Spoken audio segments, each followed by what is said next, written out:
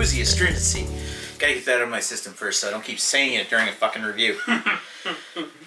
Hey there, beer tubers. Welcome back to Maxwell Starr's Beer Reviews here at Sith's place with the Sith on his Sith couch. He's eating a Sith bag of chips, and we're going to drink one of Sith's beer.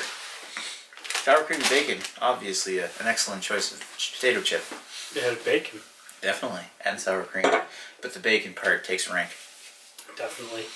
And tonight we are actually going to look at the 7th and final different brewery, Trappist brewery, that I haven't had a beer from yet. I've had all other 6. I've had West Fluttering, West Mall, Chimay, Orval, help me here. The Quad. Trap. Yep. That's 5. Then there's Who this am I one, missing? Rochefort. Oh, Aishel. We had Aishel. Yeah. Yep. That's 6. So this is Rochefort 10.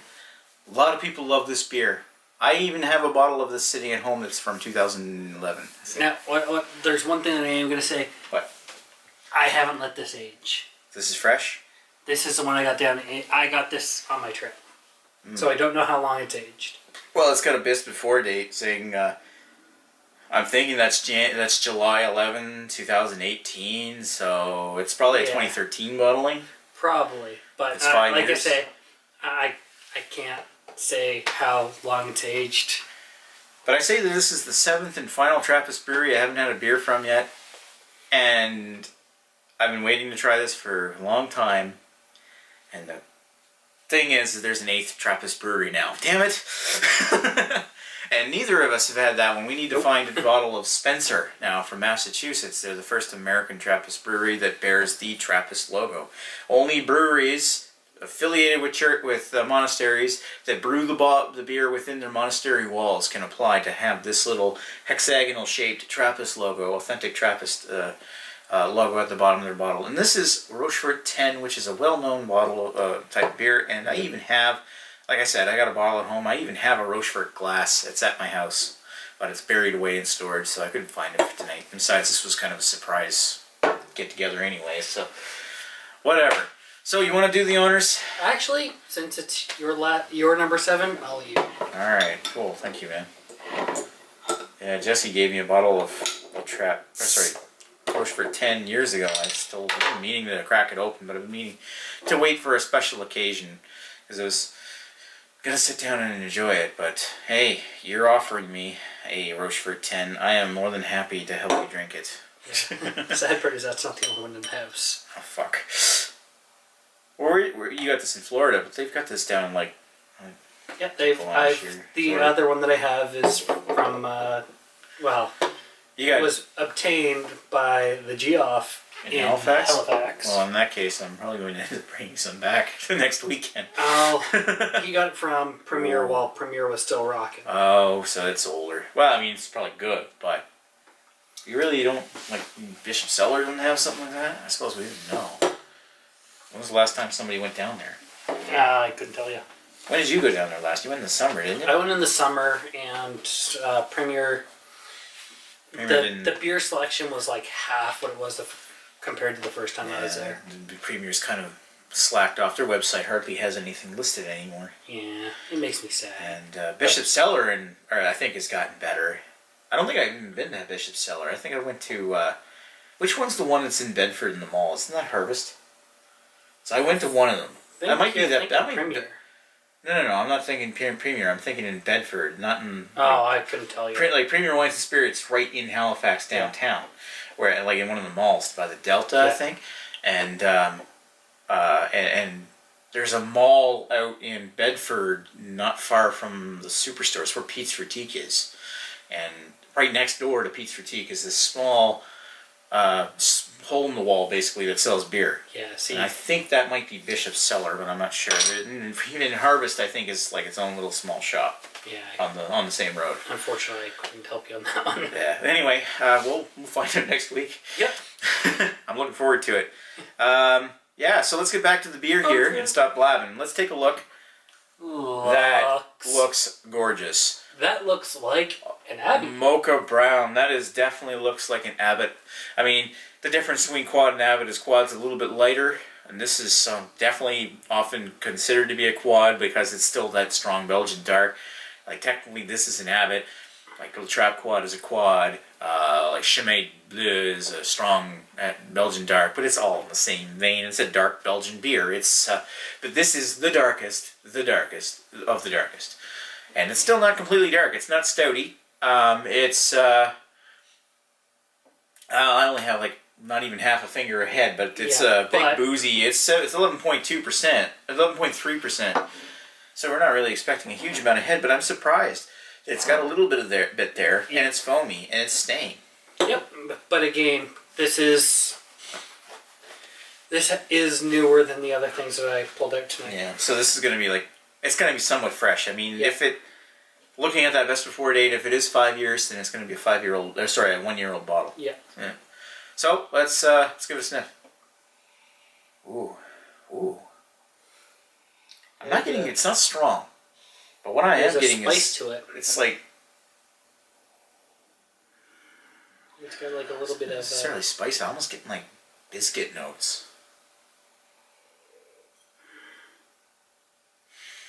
I mean, there is something there. There's something that smells like it should have a little bit of heat. Like white peppercorn or something. Might just be white pepper. Same thing. And it wouldn't surprise me if it's a Belgian beer if it was spiced with white peppercorn or something. Yeah. They usually add spices like that. But I also get underneath that like a less gentle maltiness as well.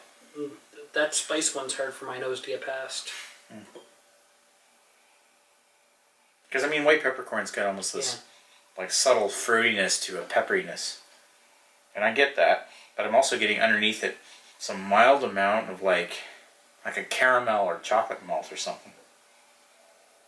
And something almost biscuity. It's almost reminiscent of like a British kind of beer. Like an apple pie. Yeah, I can go with that. Cinnamon, maybe. Yeah, like the cinnamon sweet. Yeah. All right, you want to put down the hatch? I'll put that down the hatch. Cool.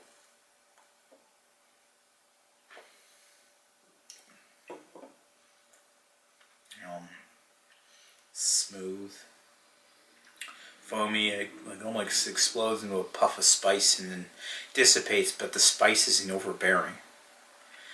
The spice expands consciousness. The spice is vital for space travel. You get cinnamon, you get white pepper, and the white pepper almost lingers in the back a little, and maybe like a touch metallic. It is mildly sweet, but the sweetness kind of disappears into the dryness. Yep. And lingers, there's a little bit of lingering sweetness, but it's not cloying or anything, it's just there, and it's like a tasty reminder of the beer that you just took a sip of, and says, here, drink me. Yeah. You enjoy me. Drink me. You enjoy me. Drink me. Drink more. In fact, buy more bottles of me and drink more of me. Yeah. Please. Do it now. But duty now for the future.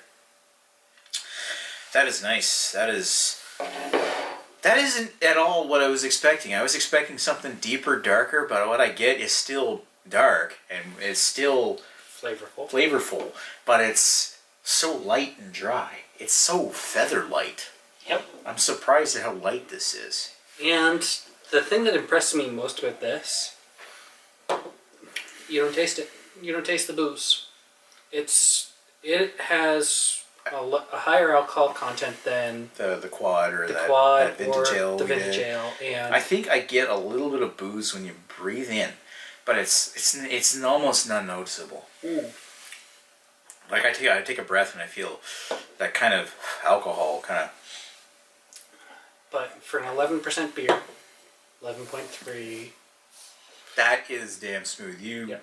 That's the thing. I mean, it's so light and dry that at 11.3% you wouldn't know. This is so deceptive. Yeah. This is probably takes the crown of being light and deceptive past Duvel. Yeah, I don't know if you probably haven't had Duvel, but it's like this Belgian style pale ale. It's very light and effervescent, and it's like 8.3%, but you would never know because it drinks like a Moose Light. It's just this is still light and fresh. It's just like, wow, that's 11%. You would never know. I can also tell you that this aged a little bit longer, it would only be better. Because I have had ones, that have aged a year. I've had some that have aged 2 years because, well, I'm lucky and. Well, I still have that aged bottle at home. Maybe I'll review that too. See what it's like. Yeah. But I think that part of the reason that a lot of people really enjoy this Abbey style quad, whatever you want to call it, because it's all wrapped under the same canvas, is because it's delicious. It has that high alcohol. There's nothing that really fails on it. Yeah. I will say that as much as I'm raving, I think I still like the Trap quads better. Oh, yes. The thing is, I know that there's like people out there like you were, and I think Aaron. If you don't follow the channel, probably haven't heard of them. I know there's a lot of people out there that say Rochefort 10 is one of their favorites, and you know what? I can say that this is definitely a damn good go-to drinking beer. Would I say this is better than Westy 12? Absolutely not.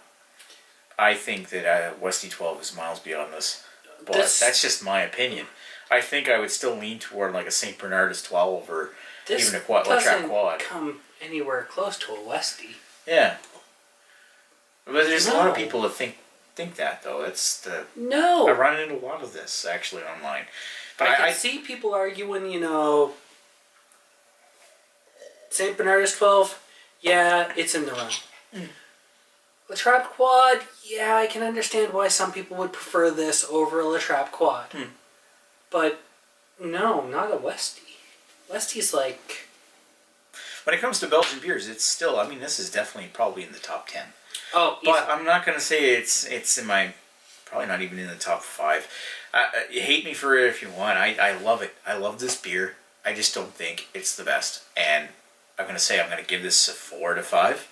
But I'm not giving it higher than that. No, I would easily say, like for mine. Maybe if I had a more aged bottle. For mine, it's definitely Westy, La Trappe, Rochefort, Saint Ambrose, and we're just going down from Saint Ambrose.